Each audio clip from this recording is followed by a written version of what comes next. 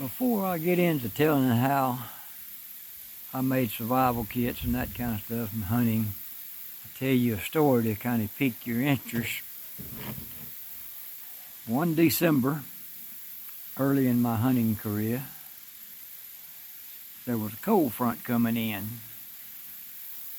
It was probably pushing 30 degrees or getting colder. So it's a story about matches. And it's a little match kit. It keeps your matches dry.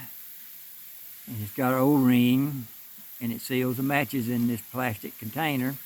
I also had one that's made out of aluminum. Anyhow, I decided to go hunting because ducks often move on a cold front. Sometimes a lot of ducks move on cold fronts. So I was going to a beaver pond. Well, the beaver pond was the other side of this break or slough. And what a break is it may or may not have a source of water running through it, like a little creek or branch. It could just be a low place, but it's full of cypress knees and cypress and tupelo gum and that kind of thing. And you had to wade across it to get to the beaver pond. Well, I had bought a pair of not hip, but chest waders.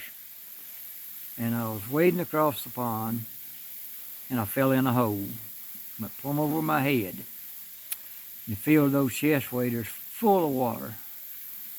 I managed to get to the bank. It just so happened there was a little island, a little pump place there, and had an old big dead tree on it that had fell. I crawled out on the bank and laid on my back, raised my legs up, and ran the water out of the waders, and then I started getting me some kindling together, little bitty twigs and sticks and some grass that was there. And I took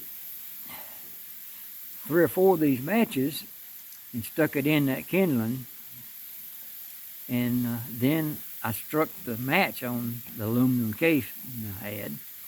And by the time I had that done, I was so cold and so numb, I almost could not hold the match and could not strike it. But I managed to get it struck. Stuck it in the kindling.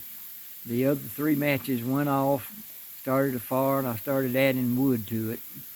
And got it up where it was pretty good size. And then I took my waders off and took my clothes off, and got warm enough that I could put a lot more wood on it, and I built up a big roaring fire. I mean, a big fire. And next to a little log that was there, and I could sit on the log and stayed warm and dried my clothes. Well, I was probably 2 miles from a truck or better, and if I'd tried to make it up there before I dried my clothes and got warm, I may have froze to death. I may have had hypothermia so bad that I couldn't have moved. I mean, I was already to the point that I couldn't even strike a match, like I said. Just barely was able to do it. So, the little old matches can save your life, and might well done it at that day. So, never underestimate a little survival kit. And anyhow, I want you to subscribe to my YouTube channel. It's Canada Trails, and subscribe to it, and I'll tell a lot of more interesting stories in the future. But that is a true story and a life-saving story. So please tune in. I'll see you guys later.